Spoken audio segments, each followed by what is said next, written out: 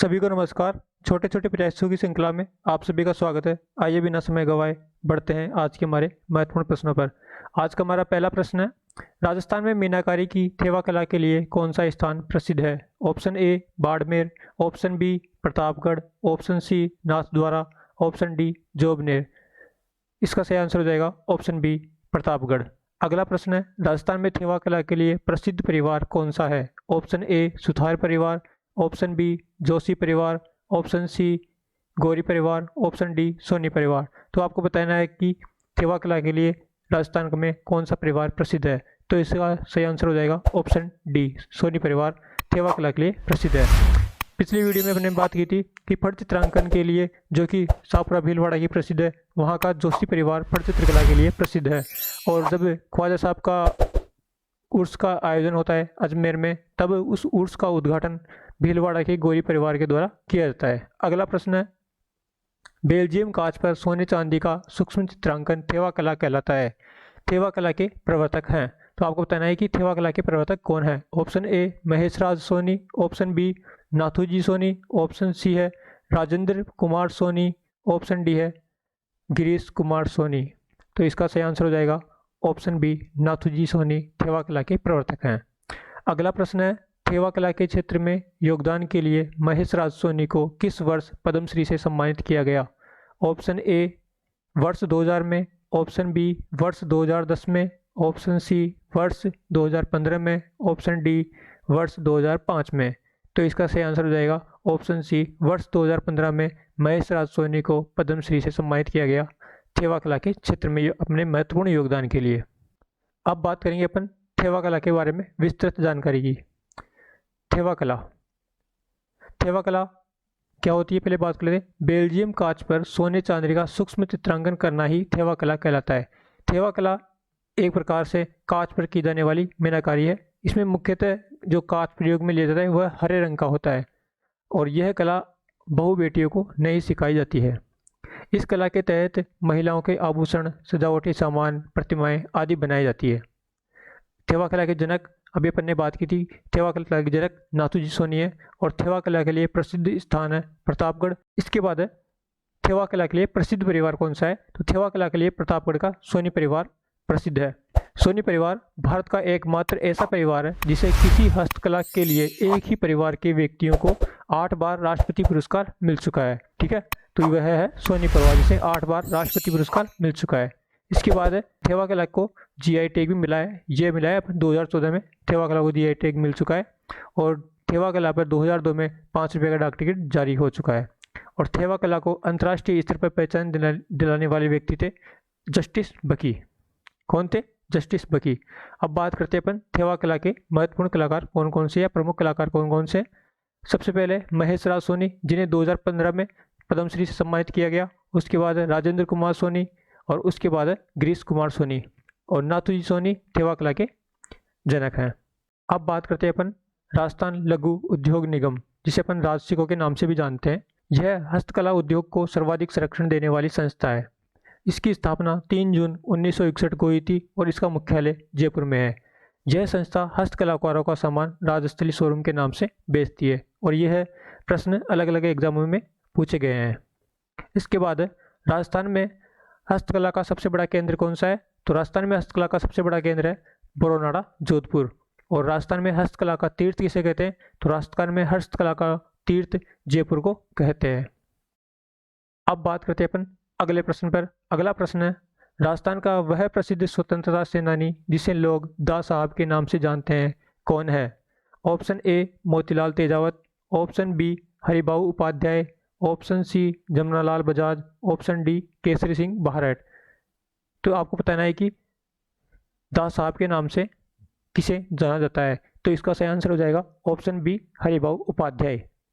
अगला प्रश्न है, राजस्थान में विलय के समय अजमेर मेरवाड़ा के मुख्यमंत्री कौन थे? Option A Harvilas Sharda, option B Balkrishna Kaul, option C Hiralal Shastri, option D Haribhau Upadhyay. तो इसका सही आंसर हो जाएगा राजस्थान में विलय के समय अजमेर मेरवाड़ा, जो कि उस समय चीफ शिप केंद्र शासित प्रदेश था, उसके मुख्यमंत्री हरिभाऊ उपाध्याय थे। तो इसका सही आंसर हो जाएगा ऑप्शन डी। अगला प्रश्न है, हटुंडी अजमेर में गांधी आश्रम की स्थापना किसके द्वारा की गई थी? Option A Arjunlal Sethi, option B Manikyalal Verma, option C Haribhau Upadhyay, option D Jamnalal Bajaj. तो आपको बताना है कि हटुंडी अजमेर में गांधी आश्रम की स्थापना किसके द्वारा की गई थी? तो इसका सही आंसर हो जाएगा ऑप्शन सी हरिभाऊ उपाध्याय के द्वारा। अगला प्रश्न है, हरिभाऊ उपाध्याय द्वारा हटुंडी अजमेर में महिला शिक्षा सदन की स्थापना कब की गई? Option A 1 April 1925, option B 26 जनवरी 1930, ऑप्शन सी 3 अक्टूबर 1945, ऑप्शन डी 17 नवंबर 1913। तो इसका सही आंसर हो जाएगा 3 अक्टूबर 1945। ऑप्शन सी इसका सही आंसर हो जाएगा। अब बात करते हैं अपन हरिभाऊ उपाध्याय के बारे में। हरिभाऊ उपाध्याय का जन्म 9 मार्च 1893 को बोहरासा गांव ग्वालियर एमपी में हुआ था। इनका वास्तविक नाम बद्रीनाथ था और इन्हें अनेक उपनामों के नाम से जानते थे, जैसे कि सर्वोदयी नेता, गांधीवादी नेता और दास साहब के नाम से हरिभाऊ उपाध्याय को जाना जाता था। हरिभाऊ उपाध्याय ने हटुंडी अजमेर में जो संस्थान स्थापित किए थे वो देखते हैं अपन। 1 अप्रैल 1925 को सस्ता साहित्य मंडल की स्थापना की और सस्ता साहित्य मंडल की स्थापना घनश्याम दास बिड़ला एवं जमनालाल बजाज के सहयोग से की। 1 अगस्त 1927 को हरिभाऊ उपाध्याय ने गांधी आश्रम की स्थापना की और इसमें जो सहयोग करता थे बाबा नरसिंह दास अग्रवाल की सहायता से की गई थी। 3 अक्टूबर 1945 को हरिभाऊ उपाध्याय ने हटुंडी अजमेर में महिला शिक्षा सदन की स्थापना की थी। इसके बाद अजमेर में 20 अप्रैल 1930 को नमक कानून के उल्लंघन करने पर इन्हें 2 वर्ष की सजा सुनाई गई थी।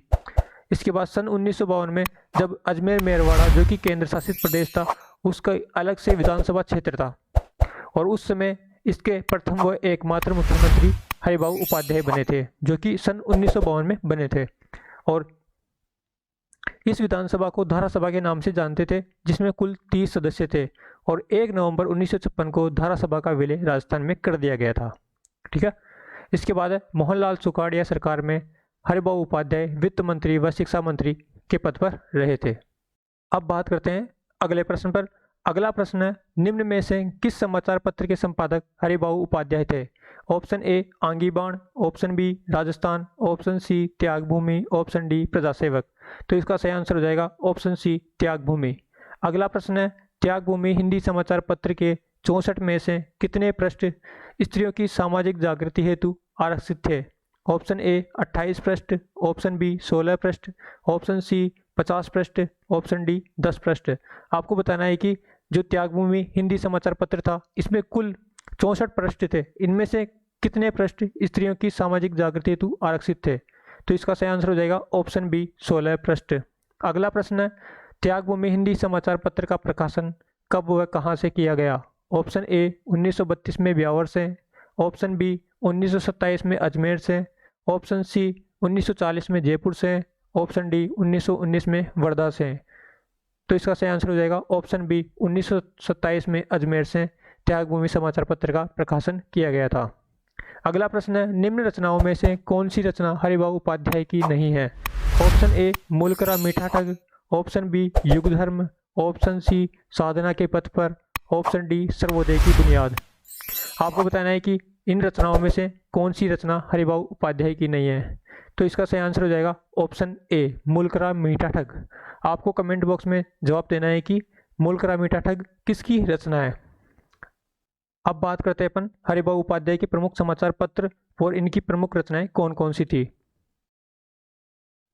हरिभाऊ उपाध्याय के प्रकाशित समाचार पत्र, सबसे पहले मालव मयूर जिसका प्रकाशन बनारस से होता था, उसके बाद है ओदुम्बुर, इसका प्रकाशन काशी से होता था, इसके बाद है हिंदी नवजीवन, इसका प्रकाशन अजमेर से होता था, सरस्वती, इसका प्रकाशन अजमेर से होता था और सर हरिभाऊ उपाध्याय ने सरस्वती जो समाचार पत्र था उसका संपादन महावीर प्रसाद द्विवेदी के साथ मिलकर किया था।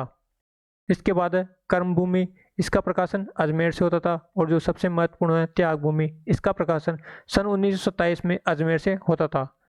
जो त्यागभूमि समाचार पत्र था इसकी भाषा हिंदी थी और यह एक मासिक समाचार पत्र था और इसमें कुल 64 पृष्ठ थे, जिसमें से 16 पृष्ठ स्त्रियों की सामाजिक जागृति हेतु आरक्षित थे। इसके बाद है हरिभाऊ उपाध्याय की प्रमुख रचनाएं कौन कौन सी है। सबसे पहले विश्व की विभूतियां बापू के आश्रम में, उसके बाद है सर्वोदय की बुनियाद, साधना के पथ पर, स्वतंत्रता की ओर और युग धर्म। ये सभी की सभी रचनाएं हरिभाऊ उपाध्याय की है।